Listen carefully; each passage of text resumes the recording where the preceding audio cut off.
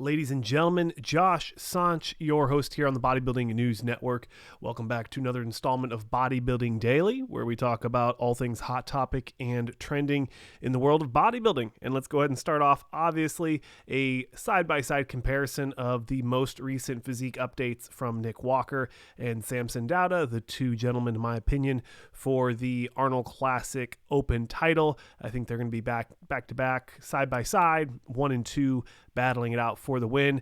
And you know, I always want to, my mind always wants to go with Nick Walker because he's had the better placings, but I mean, Samson Dauda is looking very impressive. You know, the legs from the back might not be as big and the glutes might not be as hard, but honestly, if you look at this photo, Samson, I think, stands out a lot more. Now, this might speak to the level of depletion and flatness that Nick Walker is in this video. You can't see a single vein, or at least in these photo comparisons, not video. So that'd be my only takeaway from there, to say that Nick isn't the favorite in this one, whereas I think Samson is very, very full in his photos. He's not as depleted, but it's really hard to tell because he's just the proportions are so crazy for Samson. The arms look great. The back looks great. Not as wide, not as dense as Nick Walker's, but good, proportionate.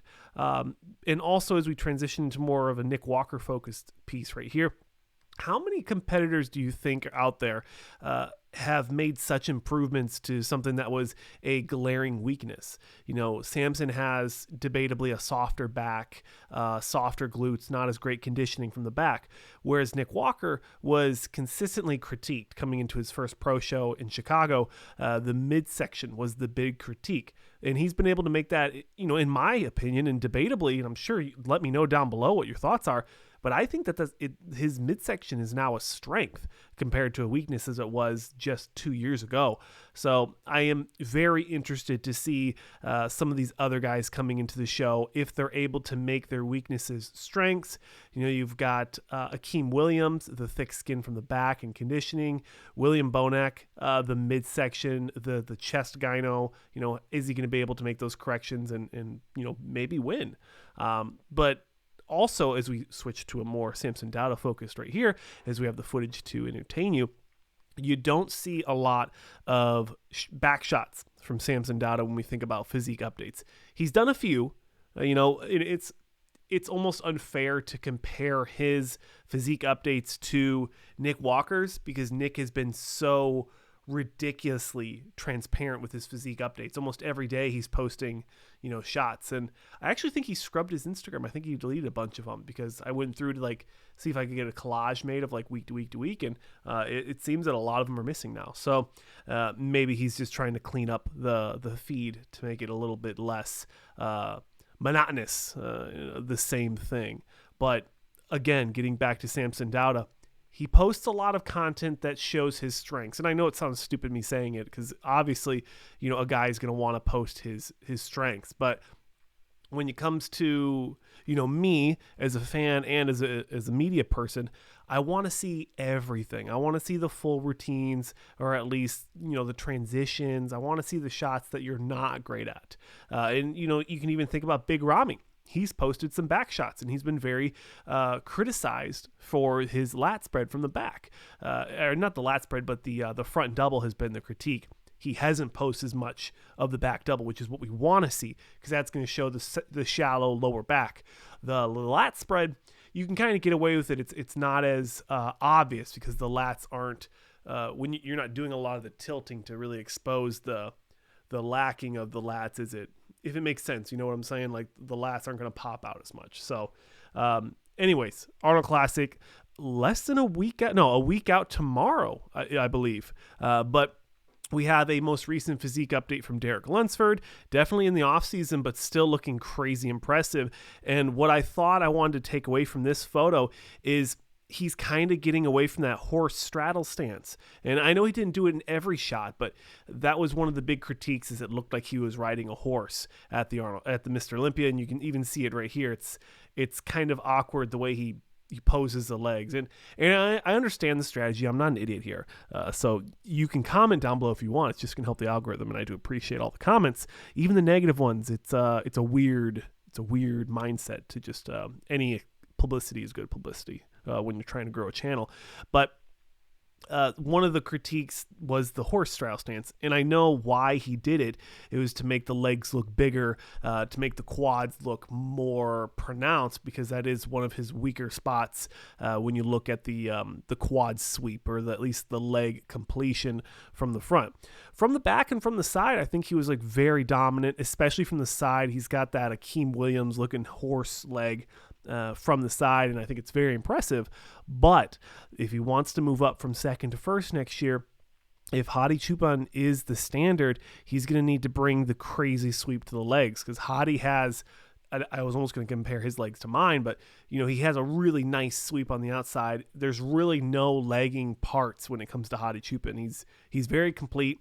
He had a short time where he had some questionable looking shoulders for a couple of years, but I did not think that it was very noticeable at this most recent Olympia, and I think that the judges would agree with me, since they did crown him the 2022 Mr. Olympia. But of course, ladies and gentlemen, let me know your thoughts on Derek Lunsford's off-season physique updates. Next up, we have Justin Shire. Now, I don't know if I've talked about Justin here on the channel, so I wanted to give him the opportunity for you guys to see him. That was a 2-year transformation we just saw, and these are the most recent physique updates from Justin with his coach Jensen, right? Matt Jensen 8 at Instagram. I'm really impressed with this physique update.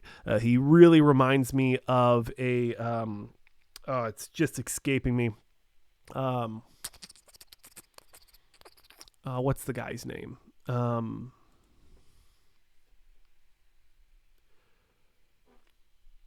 Diasha. The build with the lat spread reminds me of Nathan Diasha.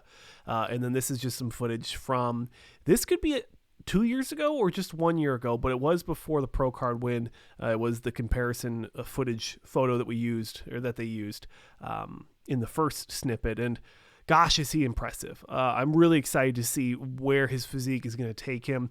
Correct me if I'm wrong here, but he announced he was going to do the New York for his pro debut, which is, that he has a lot of time, but you think about how soft he looked, it definitely makes me wonder.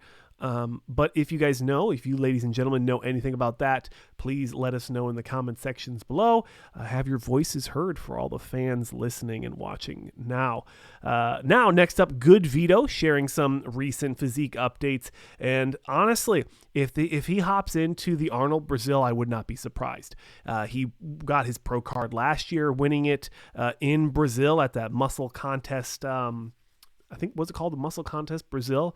And it was pretty dominant showing, winning the pro card. He has yet to make his pro debut. He has yet to announce it. But you got to think he's a Russian dude. And, we got some funny stuff going on with Russia right now. That's why he's training in Brazil for the most part, from what I understand. So you can expect him to probably not qualify in the U.S., but there's definitely an opportunity for him if the visa does work out. But currently still training in Brazil, and I'm excited to see what show he decides to do for his pro debut. I think he's going to do the Arnold Brazil or a Brazil show in general. And last but certainly not least, I am shocked I have not talked about this absolute bombshell yet, but John Jewett's wife, Miss Renee Jewett, aka Roxy Q Flex, on Instagram, sharing some off-season physique updates. The first one was comparing 4 months and 10-pound difference in the glute department, and here again you can see the improvements in the glutes. I don't know if these are doctored or if it's just the angles, but it is just, again, it is just crazy to think that women like this are out there in the world, and they're able to put themselves together and build their physiques like this. It is, I don't know how John does it. Honestly, man, I don't know how you focus, how you go through the day, not just, I don't want to sound too simpy, but just worshiping the ground this woman walks on. Just absolutely stunning. And also, she's a very intelligent coach. Her and John, and I think they brought on at least one other guy I saw on an announcement when John announced he was going from 212 to open, hopping into the offseason. the J3 University. She does a lot of coaching with the ladies there. So there's lots of great content that she puts out on the reels, and I think it's really impressive. She talks about, blood work and things of that nature for the ladies on the performance enhanced side. And this is her wellness debut in this photo here, where she placed 3rd at last year's Chicago Pro. Correct me if I'm wrong, of course, ladies and gentlemen.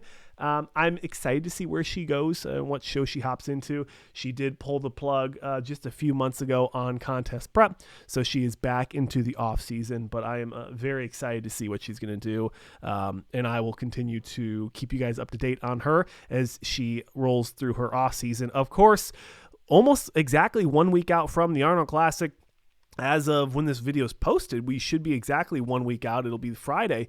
Very excited for the Arnold Classic. Myself and IFBB Pro Women's Bodybuilding Pro Olympian Danielle Willis. Wow, just had like a seizure right there. We will be covering and reporting on the show live, regardless of the press pass or not. But old school bodybuilding clothing from the owner Scott is generous enough to make us some really cool merch for the Arnold Classic. So if you guys want to get some awesome exclusive Arnold Classic swag featuring Bodybuilding News Network, definitely look for booth 1009 at the Arnold Classic. It'll be right at the entrance. I will be floating around there and at the Expo for about 90% of my time at the Arnold Classic. Now, depending on if we get the press pass or not, will determine if we spend a little bit more time at the shows, but my intentions are not to get cool footage and photos from there. My focus is to be here for the fans and the athletes, doing the interviews, doing the talk shows, doing the recap, on the roll, doing these updates as soon as we can, as soon as we know the results from prejudging and finals. But ladies and gentlemen, as we are way past the 8-minute mark, I do appreciate all of you staying tuned till the end of the video. We've seen at least 100% spike in the growth of the channel. I think it's funny, but like, I looked at the revenue, it was like $30 last month, and then this month we're like at 60. So that's 100% for me. And of course, it'll grow as we move along. But ladies and gentlemen, thank you for watching. I'm your host, Josh Sanch. As always, consider subscribing if you enjoy this style of content, and I'll see you beautiful people in the next video.